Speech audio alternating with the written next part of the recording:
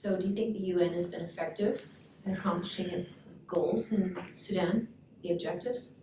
Not necessarily, no.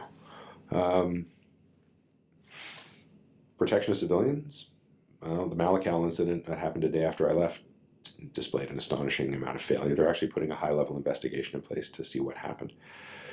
I'm sure what will happen is they'll blame the military side, no civilians will be held accountable, and nothing will ever really happen. Human rights violations.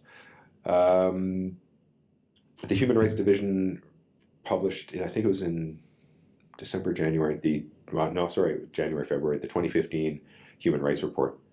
Horrific. Just horrific throughout the country. Facilitates the delivery of humanitarian aid. Well, yes, I guess if that's on the barges, but there have been convoys that have been held up and robbed.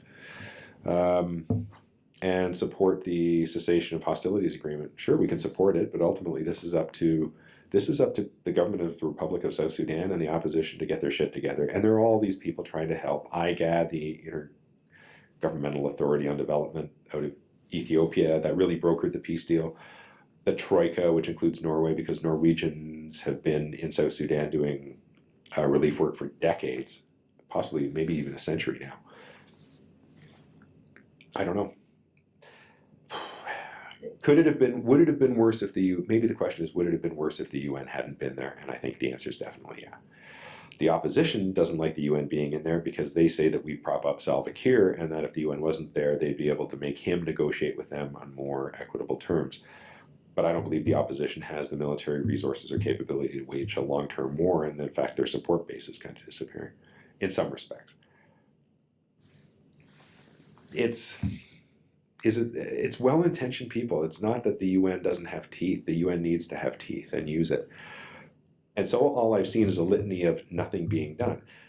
Doesn't mean something's not being done, but it does mean that at the ground level, we aren't being informed if something's being done.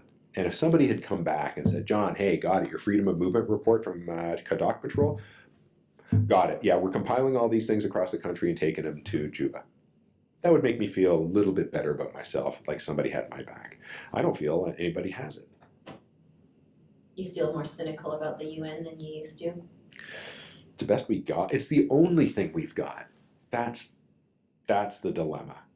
If the UN wasn't there, what do you replace it with?